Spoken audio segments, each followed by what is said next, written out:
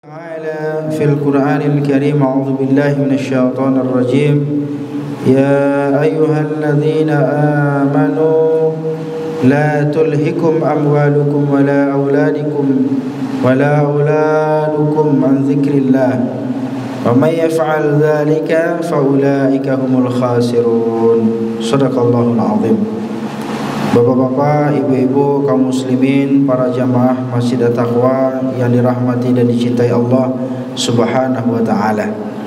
Mudah-mudahan kita semuanya yang hadir di ruangan masjid ini senantiasa diberikan kesehatan, umur yang panjang, dan insyaallah rezekinya mudah dan barokah. Amin ya rabbal alamin.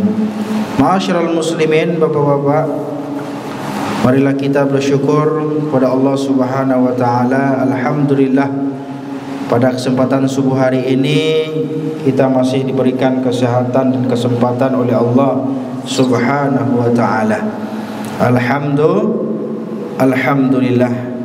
Makanya ketika kita bangun dari tidur, maka kita disunahkan untuk membaca doa, alhamdulillahilladzi ahyana ba'dama amatana wa ilaihin nusyur. Jadi ini adalah sunnah Pak. Kalau kita baca doa bangun tidur, bacalah doa ini, insyaallah ya kita hidupnya bertambah berkah. Amin ya rabbal alamin. Bapak-bapak, saudara-saudara, mari kita berselawat buat junjung kita Nabi Allah wa Rasulullah Muhammad sallallahu alaihi wasallam. Allahumma salli wa sallim wa barik ala Muhammad wa ala ali Muhammad. Bapak-bapak, ibu-ibu, al-mukarram wal muhtaram, Bapak Dr. Ayuhan selaku penasihat Masjid At-Taqwa, para bapak hujat ya, para jamaah yang setia mengikuti kajian KAS ya, kajian Ahad subuh kita. Alhamdulillah di Masjid At-Taqwa ini kajiannya selalu hidup, rutin. Ada Ustadz Tajuddin juga ya, membahas tentang himpunan Tarjih Muhammadiyah atau seputar fikih ibadah ya, dan lain sebagainya. Alhamdulillah, pada momentum subuh hari ini saya akan membawakan kasnya, temanya itu yaitu menjadi manusia yang berbahagia Pak. Nah ini sangat penting ya. Jadi mari kita letakkan kebahagiaan itu di dalam hati Pak. Nah, dalam hati, karena sejatinya kebahagiaan itu ya terletak di dalam hati sanubari kita Pak. Jadi bukan di dalam penampilan, bukan tampilan. Karena banyak orang kelihatannya bahagia tapi tampilannya doang. Di media sosial itu update status ya, kelihatannya bahagia, kelihatannya happy gitu ya, tetapi nyatanya hatinya tidak bahagia. Betapa banyak orang yang mengekspos kebahagiaannya di media sosial, ternyata tiba-tiba ada masalah dalam keluarganya. Ada yang istri gugat cerai suaminya, padahal kita nggak nyangka. Ada yang suaminya KDRT pada istrinya, ya udah bertahun-tahun Pak. Dan itu kalau kita lihat tidak ada lagi kekurangan dari istrinya, bagus, cantik, soleha, orang kaya, berkecukupan. Tapi itulah yang namanya kehidupan, pasti ada aja problema-problema, masalah-masalah kehidupan yang memang setiap manusia pasti akan mengalami Pak. Mau orang kaya kah, orang miskin kah, ya semuanya pasti akan mendapatkan ujian dalam keluarga atau dalam berumah tangga. Itu baru satu keluarganya. Coba kalau 2, 3, 4 Pak, tambah repot lagi. Jadi karena itulah Rasulullah juga menegaskan dalam sebuah hadisnya, ya, apa kata beliau? Laisal ghina an kasratil arad walakinnal ghina ghinan nafs. Ya, hadis disampaikan kepada kita sebagai peringatan bagi kita, ya, sebagai pedoman dalam kehidupan kita, terutama dalam kehidupan ini agar kita bahagia. Kata Nabi, yang namanya bahagia yang namanya orang kaya itu, ya, saya menafsirkan bahwa, mengartikan bahwa orang kaya itu orang yang bahagia di dalam hatinya, ya, karena bukan banyaknya harta, bukan banyaknya kekayaan, tetapi bagaimana mereka itu memiliki kekayaan dalam hati, Pak. Jadi hatinya itu memiliki rasa cukup, kaya. Jadi ghina nafs. Ya, dalam hatinya itu merasakan kebahagiaan. Karena kalau orang udah bahagia, berarti hatinya juga akan bahagia. Maka kebahagiaan itu letakkan dalam hati, bukan dalam casing kita, bukan dalam penampilan kita. Kebahagiaan itu letaknya dalam hati. Maka banyak orang yang memiliki kecukupan, ya, secara finansial, ya, secara ekonomi, gajinya besar, tapi belum bisa menempatkan kebahagiaan itu di dalam hati. Jadi akhirnya dia itu tidak pernah merasa cukup, tidak pernah merasakan ketenangan dan ketentraman. Kenapa? Mungkin barangkali mereka kurangnya rasa syukur kepada Allah Subhanahu wa taala atas apa yang mereka peroleh dalam kehidupannya.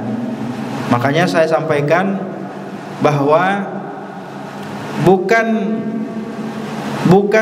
bahagia membuat kita syukur, Pak, tapi syukur itulah membuat kita bahagia. Semakin kita bersyukur, maka hidup kita akan semakin bahagia. Maka kunci yang pertama, tips yang pertama dalam meraih kebahagiaan itu adalah banyak-banyaklah kita bersyukur. Karena banyak orang galau, Pak, stres hidupnya, padahal dia punya segalanya. Ternyata apa yang kurang dalam dirinya bukan harta yang kurang, ya, bukan kemewahan yang kurang yang dia peroleh, bukan kenikmatan yang kurang dia peroleh, tetapi apa? Kurangnya rasa syukur yang timbul, yang muncul dari hatinya, Pak. Jadi rasa syukur itulah yang akan membuat kita bahagia. Bukan bahagia dulu, Pak, baru bersyukur. Tidak. Kalau kita kan kebanyakan seperti itu. Kalau nggak bahagia, nggak happy, ya, baru kita bersyukur. Salah. Tapi yang membuat kita bahagia itu adalah syukur. Jadi bersyukur dulu baru kita bahagia. Makanya oleh karena itulah pentingnya kita, ya, bagaimana kita belajar tentang ilmu syukur itu, Pak. Jadi kalau kita masalah dunia, lihatlah orang yang paling bawah secara ekonomi, secara kehidupan dari kita, Pak. Tapi kalau masalah akhirat, lihatlah orang yang di atas kita, orang yang memiliki kualitas ibadahnya, orang yang rajin ke masjid, orang yang rajin berinfak, sedekah, orang yang rajin mengajak kebaikan. Nah, itu kita harus belajar. Makanya kalau misalnya ada orang, waduh, saya iri banget sama si Anu, dia itu rajin ke masjid 5 waktu on time, selalu berjamaah di masjid. Wajar dan itu bagus. Kenapa? Untuk memotivasi kita, ya, agar kita lebih giat dan lebih semangat untuk datang ke masjid. Demikian pula, waduh, saya iri banget dengan bapak itu, dia punya duit, dia sedekah, infak, bantu orang. Saya juga iri nih, seandainya saya juga punya duit, saya juga akan melakukan hal yang sama. Apakah iri yang seperti ini boleh? Boleh saja. Tapi tujuannya adalah untuk memotivasi diri agar kita juga bisa melakukan hal yang sama dengan orang yang kita irikan itu, gitu. Bukan iri maksudnya saya iri kepada dia, saya berharap kalau dia itu miskin, gitu ya. Kalau saya berharap dia itu bangkrut, bukan seperti itu. Berarti itu iri, dengki.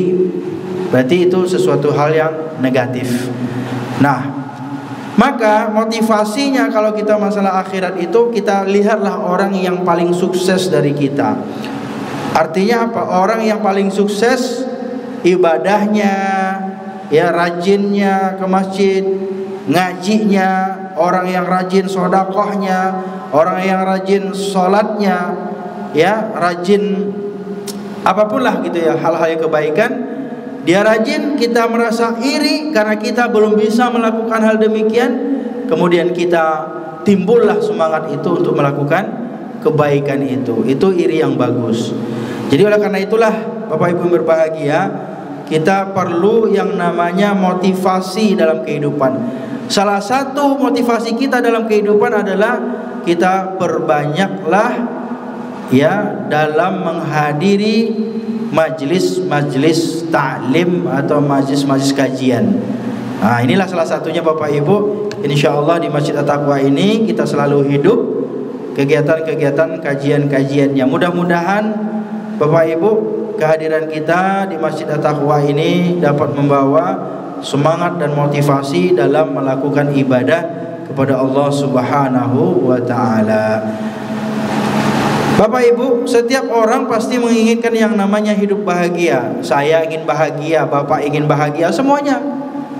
Pak Sanadi juga pasti ingin bahagia, Pak. Pasti semuanya kita ingin bahagia.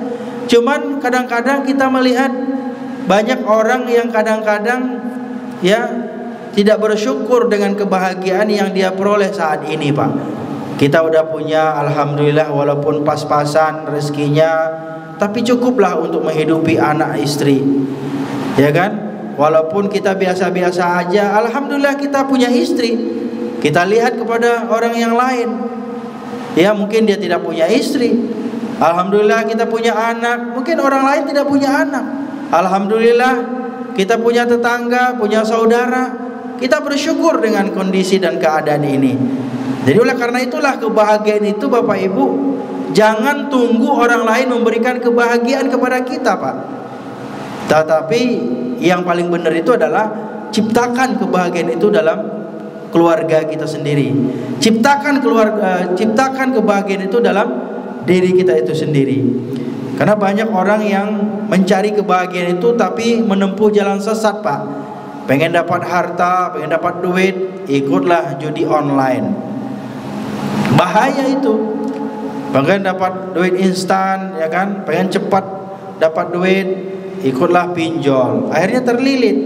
Walaupun misalnya kita kondisi ekonomi sangat memprihatinkan, tapi kita harus memikirkan bagaimana jangka panjangnya. Jangan sampai kita menempuh jalan yang salah, jalan yang keliru. Sekali kita menempuh jalan yang keliru, maka kita akan terjerembab kepada kekeliruan itu selama-lamanya. Karena orang udah terbiasa, Pak. Kalau sudah terbiasa bikin maksiat, terbiasa bikin dosa, terbiasa melakukan perbuatan yang salah, karena sudah terbiasa, akhirnya biasa-biasa aja gitu, tidak ada berpengaruh dalam kehidupannya. Inilah pentingnya kita memperhatikan, Pak. Ya, dalam Islam itu ada 4 golongan manusia, Pak. Ada namanya sa'idun fid dunya wa sa'idun fil akhirah. Ada golongan yang pertama, orang yang bahagia di dunia, bahagia di akhirat, Pak. Hidupnya di dunia ya alhamdulillah, ekonomi secara berkecukupan, bisa beribadah, rajin sholat, rajin ke masjid, rajin ngaji, alhamdulillah. Udah naik haji juga, udah umroh juga, alhamdulillah. Ini sa'idun fid dunia, orang yang bahagia di dunia. Ya, bisa menikmati kehidupan di dunia. Mereka orang-orang yang bersyukur di dunia ini, maka mereka mendapatkan kebahagiaan di dunia. Ada juga sa'idun fil akhirah, ada juga orang yang bahagia di akhirat. Hidupnya senang di dunia, ternyata alhamdulillah karena amalannya yang banyak, akhirnya dia mendapatkan kebahagiaan di akhirat. Ya alhamdulillah. Jadi Pak, kalau kita misalnya di dunia ini sudah rajin ibadah, taat kepada Allah, banyak amal, insya Allah juga nanti akan bahagia di akhirat. Ini penting. Ini golongan yang pertama. Ada golongan yang kedua. Siapa mereka? Saqiyun fid dunya wa saqiyun fil akhirah. Ada golongan yang kedua, celaka di dunia, celaka pula di akhirat. Hiduplah udahlah miskin, ya kan? Berantakan, tapi malas ngaji, malas ke masjid, malas melakukan ibadah salat. Inilah orang yang seperti ini, saqiyun fid dunya. Mereka itu akan celaka di dunia. Wa saqiyun fil akhirah. Mereka juga akan celaka di akhirat. Kalau kita malas ibadah di dunia, tentunya pasti kita akan mendapatkan kecelakaan di akhirat. Karena tidak ada bekal yang kita bawa di akhir kelak nanti. Nah, yang kedua ada apa? Yang ketiga golongannya itu ya sa'idun fid dunya wa saqiyun fil akhirah. Dia di dunia bahagia, golongan ini. Ya, mereka di dunia ini happy-happy, bahagia. Inilah golongan yang seperti orang-orang kafir itu. Kenapa? Karena ad-dunya sijinul lil mu'minin wa jannatul lil kafirin. Dunia ini adalah penjaranya bagi orang yang beriman, ujian bagi kita orang beriman, dan surganya bagi orang-orang yang kafir itu. Jadi orang yang kafir itu dia sa'idun fid dunya, bahagianya hanya di dunia saja, wa saqiyun fil akhirah, dan mereka akan mendapatkan ya kecelakaan di akhirat. Jadi mereka masuk neraka khalidina fiha. Mereka akan masuk neraka kekal selama-lamanya. Nah, inilah bagian yang ketiga, golongan yang ketiga. Ada yang keempat, Pak. Ya, yang keempat itu saqiyun fid dunya wa sa'idun fil akhirah. Ini nih. Di dunia ini hidupnya susah, Pak. Ya, rezekinya dikit, ekonominya morat-marit, ya kan, penghasilannya nggak mencukupi, miskinlah pokoknya di dunia ini, susah lah kehidupannya. Tapi dia tetap beribadah, Pak. Orientasinya tetap ibadah. Dia rajin ke masjid, dia rajin ngaji, walaupun dia sederhana tapi tetap sedekah, ya. Dan kemudian juga dia tetap melakukan amal soleh yang lainnya, baik dengan sesamanya, ya, baik dengan tetangganya. Maka orang-orang yang seperti ini, walaupun dia sulit kehidupannya di dunia, insya Allah nanti mereka akan sa'idun fil akhirah, mereka akan bahagia di akhirat. Insya Allah. Inilah yang terakhir, inilah minimal yang kita harapkan, Pak. Walaupun kita susah hidup di dunia ini, tapi jangan sampai pula nanti kesusahan kita bawa ke akhirat, Pak. Ya kan? Cukuplah kesusahan kita ini susah di dunia aja. Di akhirat nanti kita happy-happy, bahagia, masuk surga insyaallah. Inilah Bapak Ibu yang berbahagia. Jadi kunci yang pertama, tipsnya adalah agar kita menjadi orang yang bahagia, maka hendaklah kita banyak-banyak bersabar. Ini, ya kan? Kan ada ayatnya itu dalam Al-Qur'an.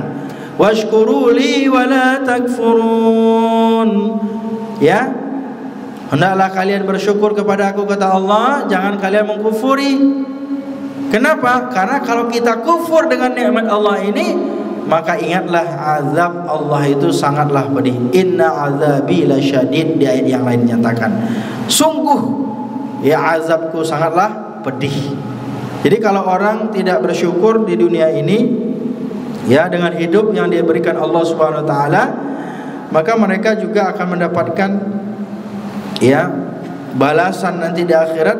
Itu tadi ya saqiyun, ya mereka tidak akan bahagia, tidak bahagia di dunia, mereka tidak akan bahagia di akhirat.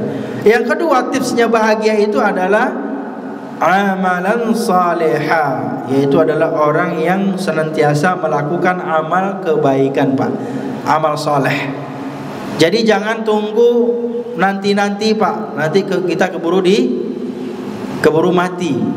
Jangan tunggu nanti-nanti, takutnya kita keburu mati. Untuk melakukan amal soleh itu jangan tunggu nanti-nanti, Pak, takut keburu mati. Jangan tunggu kapan-kapan baru melakukan amal soleh. Jangan tunggu kapan-kapan, Pak, takutnya nanti kita keburu dikafani. Ya, maka selagi kita masih diberikan umur yang panjang, kesehatan oleh Allah, maka lakukanlah kebaikan itu. Kebaikan itu tidak dilihat daripada orang merespon kita, Pak. Ya, wah saya kan udah soleh nih, saya udah baik nih, saya udah rajin ke masjid nih, tapi kok ke saya nggak dihormati orang misalnya gitu.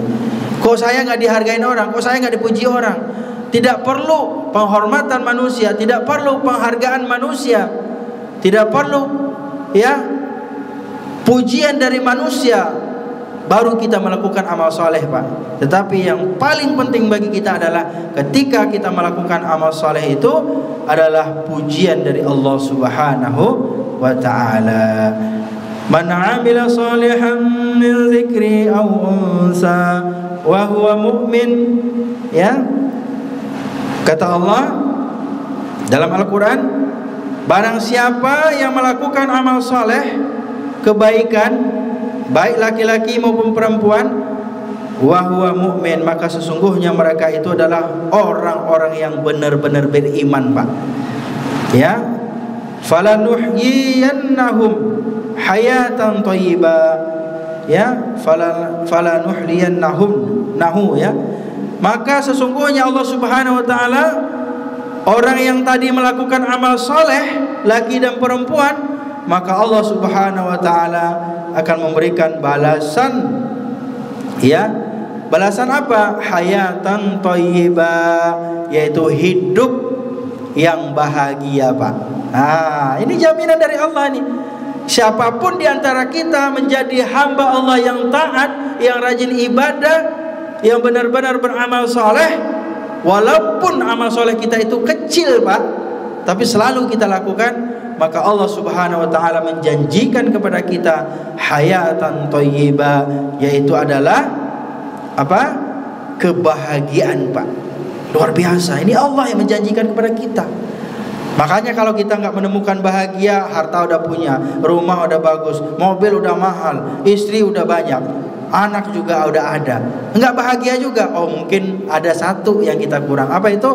Amalan salihah, yaitu amal yang saleh. Mungkin ibadah kita kurang, sholat kita mungkin kurang khusyuk, mungkin sedekah kita kurang banyak, ya kan? Mungkin sesama tetangga kita kurang baik, akhirnya kita tidak bahagia. Jadi itulah Bapak Ibu berbahagia, ini kata Allah Subhanahu wa taala, ya.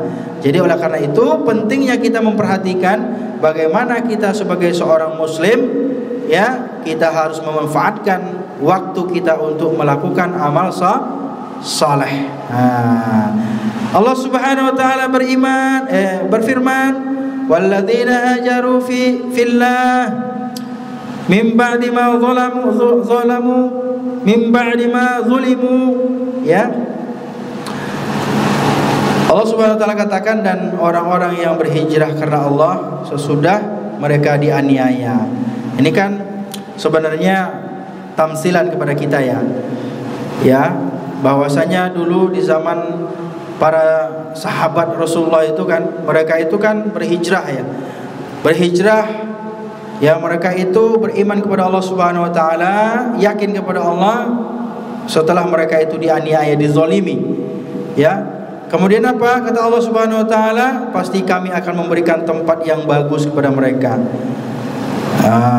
Ya, fid dunya hasanah wal ajrul akhirah. Jadi mereka-mereka itu yang berupaya untuk melakukan hijrah, melakukan kebaikan. Hijrah itu kan pada hakikatnya adalah kita itu menjadi manusia yang lebih baik, Pak. Berpindah dari perilaku yang buruk kepada perilaku yang baik. Kemudian Allah Subhanahu wa taala akan menjanjikan apa? Fid dunya hasanah wal ajrul akhirah. Nah, ada dua hal, Pak. Pertama, Allah Subhanahu wa taala akan memberikan tempat yang bagus di dunia ini, kebahagiaan di dunia, Pak. Dan kemudian wal ajrul akhirah, dan mereka akan mendapatkan, ya, balasan di akhirat kelak nanti. Ini nih. Makanya orang-orang yang berhijrah bersama Rasulullah itu adalah orang-orang yang dijamin oleh Allah kebahagiaannya, baik itu kebahagiaan di dunia maupun kebahagiaan di akhirat. Ini menjadi penting. Nah, ada dua, ya, Pak, ya. Yang pertama kita bersyukur agar kita bahagia. Kemudian kita yang kedua adalah melakukan amal saleh. Yang ketiga, mungkin yang terakhir, 3 poin saja yang ingin saya sampaikan, yaitu adalah agar kita mendapatkan kebahagiaan adalah dengan cara berbagi kebahagiaan dengan orang lain, Pak. Ini penting nih, Pak. Jadi bahagia itu di dunia bukan bahagianya kita sendiri, bukan bahagia keluarganya kita, ya, bukan bahagianya golongan kita atau komunitasnya saja, bukan itu. Tetapi bagaimana kita setelah kita bahagia, kita juga menyebarkan kebahagiaan kepada orang lain, Pak. Kan benar ya, Pak, kalau kita melihat orang bahagia karena kita, kira-kira kita bahagia nggak, Pak? Bahagia kita, senang kita. Pastilah gitu, itu naluri fitrahnya manusia. Ketika dia bahagia dan kemudian bahagianya ditularkan kepada orang lain atau berbagi kebahagiaan kepada orang lain, apalagi orang lain itu sangat-sangat membutuhkan, Apakah itu kebahagiaan secara finansial, secara ekonomi, kebahagiaan secara ilmu, kebahagiaan secara sikap, tindak tanduk kita, ya. Apapun yang kita lakukan, kebahagiaan yang muncul dalam diri kita, kemudian kita sebarkan kepada orang lain, maka itu akan menambah kebahagiaan buat kita sendiri. Makanya kalau orang yang normal fitrahnya Pak, kalau melihat orang bahagia karena dia bahagia, atau karena dia bahagia kemudian membahagiakan orang lain, dia pasti melihat kebahagiaan orang lain itu menjadi kebahagiaannya juga Pak. Jadi bahagiamu juga bahagiaku Pak itu. Jadi bahagianya itu bukan bahagia hanya membahagiakan anak, istri Pak, atau saudara kita saja, tetapi ketika kita melihat orang lain bahagia karena kita membagi kebahagiaan dengan orang lain itu, insya Allah kita juga akan mendapatkan kebahagiaan. Nah, ini kuncinya Pak. Jadi bahagia itu bahasanya ya kita bagi-bagilah dengan orang lain, ya kan? Apalagi misalnya orang itu jarang sekali mendapatkan kebahagiaan. Mungkin dengan kita berbagi, dengan kita memberi solusi, memberikan pandangan, pendapat, nasihat, mungkin orang juga akan terbuka hatinya untuk bahagia. Jadi bahagia itu bukan hanya dihitung dari harta saja Pak ya, tapi juga bagaimana kita memperlakukan orang lain dengan sebaik-baiknya, itu insya Allah juga akan mendatangkan kebahagiaan bagi diri kita sendiri. Kalau kita melakukan kebaikan, insya Allah kebaikan akan muncul dan kemudian akan timbul dan akan berbalik kepada kita.